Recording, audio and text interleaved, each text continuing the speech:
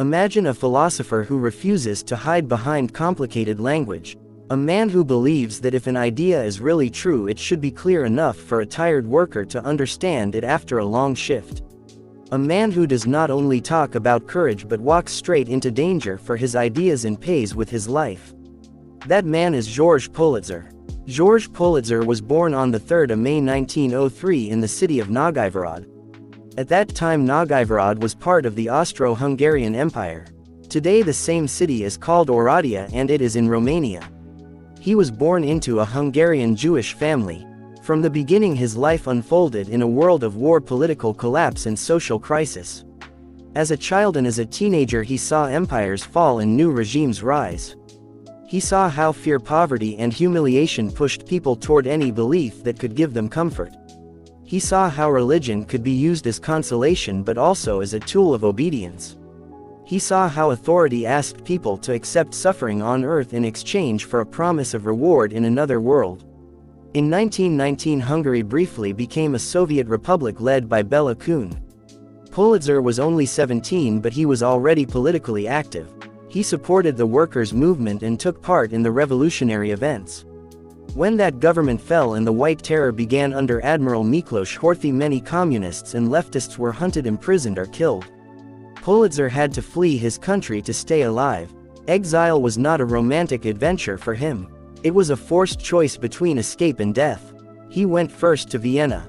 There he met Sigmund Freud and Sandor Ferenczi. These meetings pushed him to think seriously about psychology and the human mind. He saw the power of psychoanalysis to reveal hidden conflicts.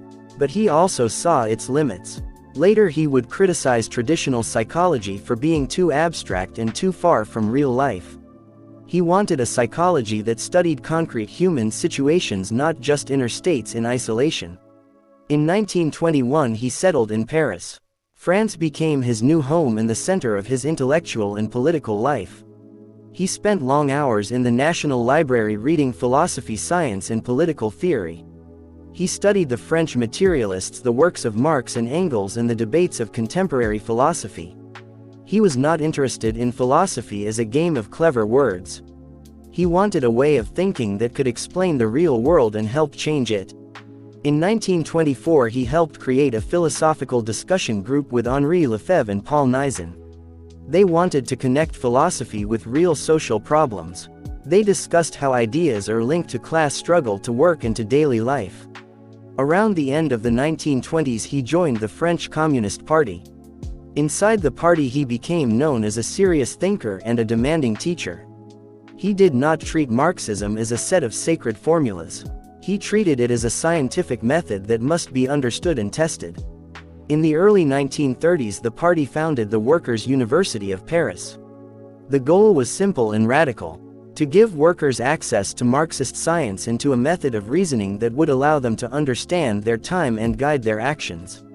Politzer was given the responsibility of teaching Marxist philosophy. More precisely, he was asked to teach dialectical materialism. Dialectical materialism is the central framework of his thought. He did not invent it. It comes from Marx and Engels and was developed further in the workers' movement. But Politzer became one of its clearest and most concrete teachers. For him, the world is made of matter in motion. There is no separate spiritual substance outside nature. There is no soul floating above the body. There is no supernatural realm beyond the universe. In this view, consciousness is a function of the brain. Human thoughts, feelings and dreams are products of material processes and social relations. This does not reduce human beings to machines. For Politzer, it makes human life more serious and more responsible. If there is no higher world that will fix our mistakes, then what we do here is decisive.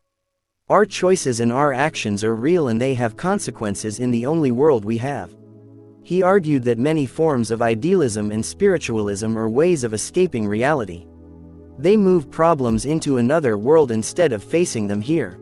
If people suffer, they are told to wait for heaven. If society is unjust, they are told that justice will come in another life. If power is abusive, they are told that authority is sacred. Politzer saw this as a way to protect the existing order and to keep people passive. He did not deny that religion answers deep emotional needs. People fear death, so they imagine immortality. People fear chaos, so they imagine a divine plan. People fear responsibility, so they imagine destiny. He understood these fears, but he refused to turn them into a philosophy. For him, comfort without truth is a trap. He believed that philosophy must be scientific. That means it must start from facts, from history, from nature, and from real human life. It must not hide behind vague words. It must not use mystery as an excuse. He wanted a philosophy that could be checked against reality and corrected by experience. This attitude shaped his teaching style. At the Workers' University, his lectures became famous. Students remembered his red hair, his energy, and his direct way of speaking. He refused to use complicated jargon. He removed philosophical slang from his vocabulary. He used simple words that workers already knew. When he had to use a technical term, he explained it with concrete examples from daily life. If a student tried to impress others with learned words, he would bring the discussion back to clear language. He wanted his students to think, not to repeat formulas. At the end of each lesson, he gave what he called control questions. These were short questions that forced the students to summarize the main idea or to apply it to a real situation. In this way, he turned philosophy into a living practice, not a dead list of definitions. From these courses came his most famous book, Elementary Principles of Philosophy. It was published in 1946 after his death and is based on notes taken by one of his students during the school year 1935 to 1936 at the Workers' University. The book explains dialectical materialism step by step. It talks about matter, motion, contradiction, and development. It shows how nature and society change through struggle and internal tensions. It is written in simple language, but it deals with deep questions. The book is not presented as a manifesto of atheism, but its entire structure is materialist. There is no need for miracles, no need for supernatural forces, no need for a divine creator outside the universe. The world is explained through natural laws and historical processes. In this sense, it is a powerful atheist text, not because it spends pages attacking God, but because it shows that you can understand reality completely without bringing God into the explanation. Politzer also made an important contribution to psychology. In 1928, he published Critique of the Foundations of Psychology. In this work, he attacked what he called abstract psychology. He argued that many psychologists talked about the mind as if it were a separate thing floating above life. They studied isolated mental states instead of real people in real situations. He proposed a concrete psychology centered on what he called the human drama. For him, the true object of psychology is the person in action, in conflict, in relationship with others and with the world. This idea influenced later debates about existential and phenomenological approaches to psychology. He also wrote against certain fashionable philosophies of his time. Under the pen name François Arouet, he published a sharp critique of Bergsonism. He saw in Bergson a kind of mystical philosophy that turned away from science and from the material conditions of life. For Politzer, such philosophies were elegant ways of avoiding the hard work of understanding society and history. He helped launch and support intellectual journals linked to the communist movement. He took part in the creation of journals that tried to bring together scientists, philosophers, and artists around a materialist view of the world. For him, culture was not neutral. Every philosophy, every science, every art form was connected to a social position and to a struggle. If we put his main ideas together, a clear picture appears. The world is material and in constant motion. Human beings are part of nature and of history. Consciousness is a product of the brain and of social life. Religion and idealism survive because they answer emotional needs and protect existing power. Philosophy must be clear, concrete, and connected to science. Critical thinking is not a luxury, it is a weapon. Then came war. In 1940, Nazi Germany invaded and occupied France. The French state surrendered and collaborated with the occupiers. For Politzer, this was not only a political event, it was a test of integrity. If philosophy means anything, it must guide action in such a moment.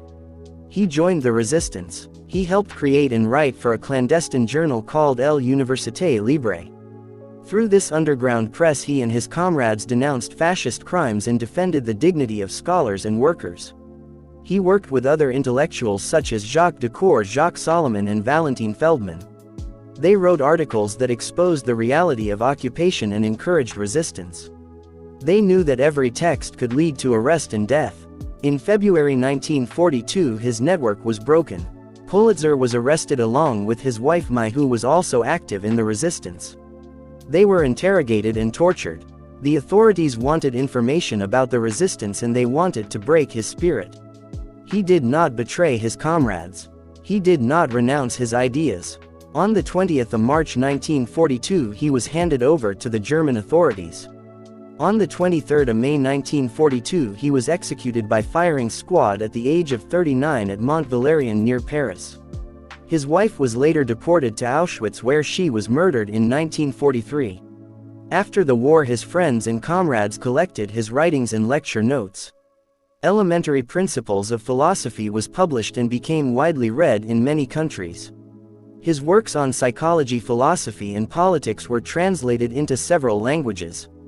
For many workers and students, his book was their first clear introduction to Marxist philosophy and to dialectical materialism. In the decades that followed, his book was used in party schools and workers' education programs in France and in other countries.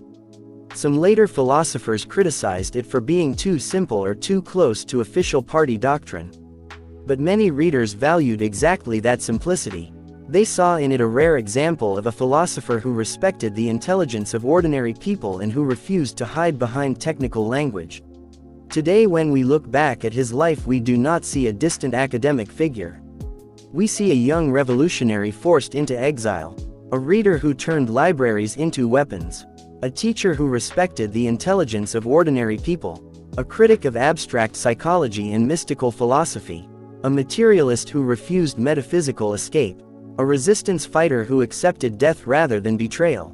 The name of the philosophical framework that runs through his work is dialectical materialism. You did not invent it. It comes from Marx and Engels and was developed in the workers' movement. Politzer took this framework and made it clear, simple, and concrete. He showed how it can be used to understand nature, society, and human consciousness without any appeal to supernatural forces. For a modern audience, his message can be expressed in very simple terms.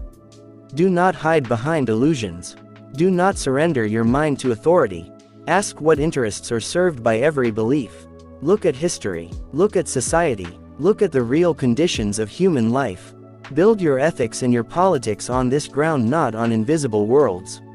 In an age of propaganda, conspiracy theories, and digital myths, his demand for clarity is still radical. In a time when many people feel powerless, his insistence that understanding the world is the first step to changing it is still urgent. Georges Politzer lived a short life but left a long influence. His combination of materialist philosophy, clear teaching, and personal courage makes him one of the most striking Marxist and atheist thinkers of the 20th century. His legacy is not a set of sacred formulas to repeat. It is an invitation to think, to question, to refuse comforting lies, and to live in truth even when the cost is high.